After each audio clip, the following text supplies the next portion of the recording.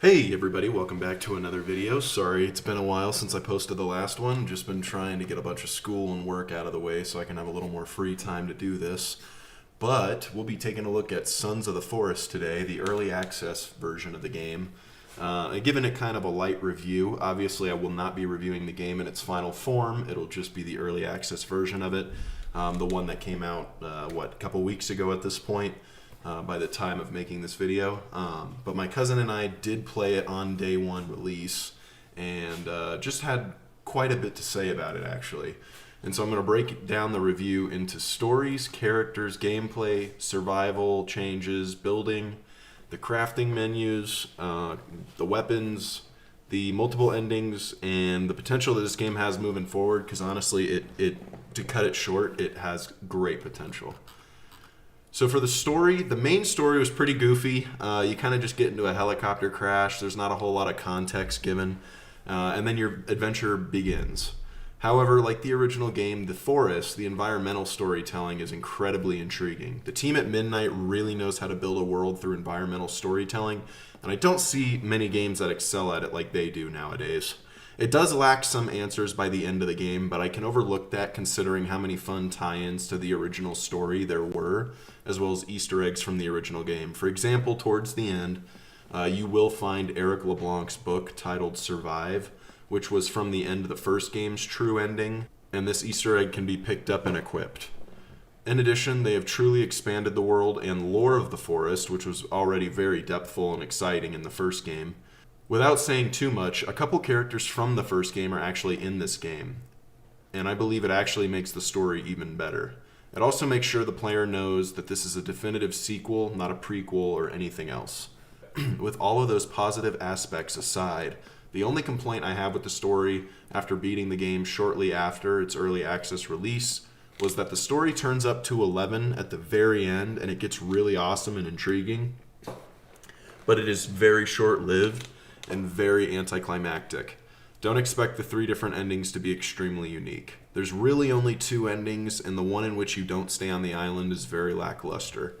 However, keep in mind, I am reviewing this as an early access title. I'm sure as they put more work into the game, the endings will be far more satisfying and just better overall. As for characters, there's not many, obviously, as it's a survival game. But the player character, there's not much to say about him. He's just a mute soldier trying to survive after the crash. Kelvin, he's a fun introduction to friendly AI players who can be turned into combatants by giving items and weapons. The same can be said about Virginia, who we called Lisa for the longest time. Not sure why, but she has a slightly more interesting story as she is a mutated human caused by the other universe, I think. But she's not an enemy, so it was a really cool change. As for Timmy, the original son from the first game, unfortunately, all we know is that Timmy knew about the other universes, and so you travel with him and Eric to help find the source of how they appear for a brief time in ours. These other universes only show up for a few seconds through a multi-dimensional cube, which has similar architecture to the artifact from the first game. Eric, we really don't see him at all, only at the beginning during one fight cutscene in the middle and at the very end. All we know about him is that he's trying to help, provide, and look out for Timmy. We also know that his book was a massive success, and we can infer this from his multiple editions of the book, as the Easter egg I previously mentioned is marked as the 5th edition of what he wrote in the first game. Furthermore, he also has that talk show cutscene from the first game, which reinforces the fact that he created a successful novel because of his experience in the first game, and the fact that he can purchase mercenaries, which are Kelvin and the player characters, as well as helicopters and weaponry. As for gameplay, the gameplay is just as solid as it was in the first one, if not even better. We'll get to the gunplay discussion in a bit. However, the introduction to a sled not needing a rail system was so appreciated by me. The rebalance and reapplication of weapon rarities was also a very nice change, as the weapons you thought would do good damage in the first game, like a katana for example, strive here, and are far better realized than in the first game. And I think the balancing was nearly flawless for every trait of every weapon. The AI supporter mechanic, that being Kelvin, was okay. It definitely needs some more work, as it was just a bit too buggy, but it's not the worst AI companion I have ever seen. Halo 5. But anyway, it did what it needed to and bugged out only a couple of times, so nothing too crazy. As for graphics in the new season system, they were absolutely stunning, even on day one. The effects of water, wind, weather like storms and snowfall, and even the introduction to seasons. Even though they were only 10 to 12 days long for an entire year on the island, they were immaculate in my opinion. This team has created some of the best realistic graphics and fidelity I have seen in a while, and by no means am I dissing Elden Ring or God of War Ragnarok. Those games are still immaculate, but for a smaller studio, they absolutely nailed it. Same can be said with the sound effects.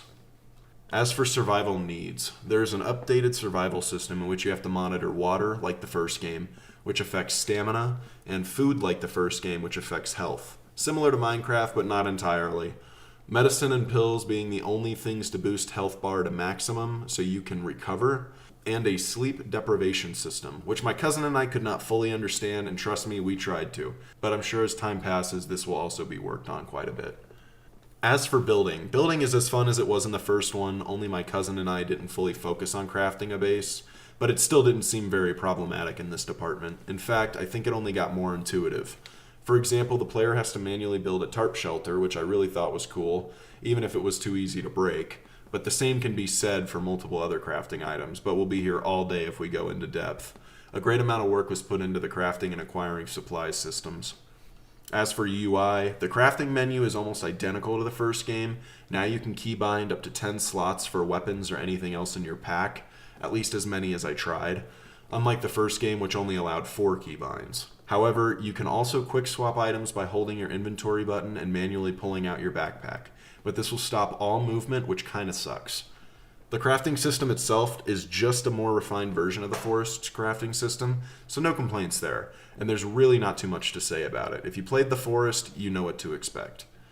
Weapons, here we go. The guns, they are absolutely fantastic, and it's a sin that they were not in the first game. I understand why they weren't, but I really hope they don't change them at all, as they are extremely powerful and actually feel devastating, as they should.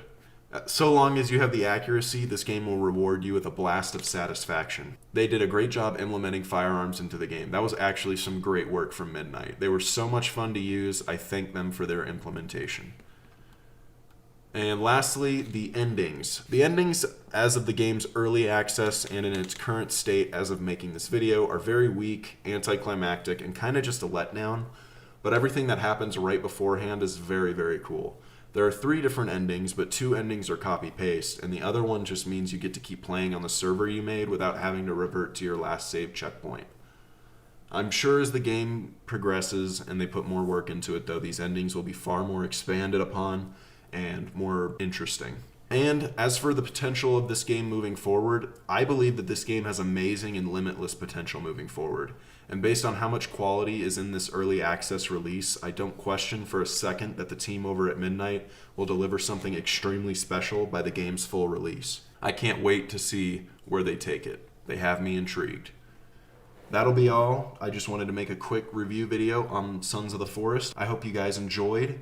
If you did, feel free to check out the other videos I have on this channel. I have a Destiny 2 Lightfall review. I have a HBO The Last of Us review, which I just made recently.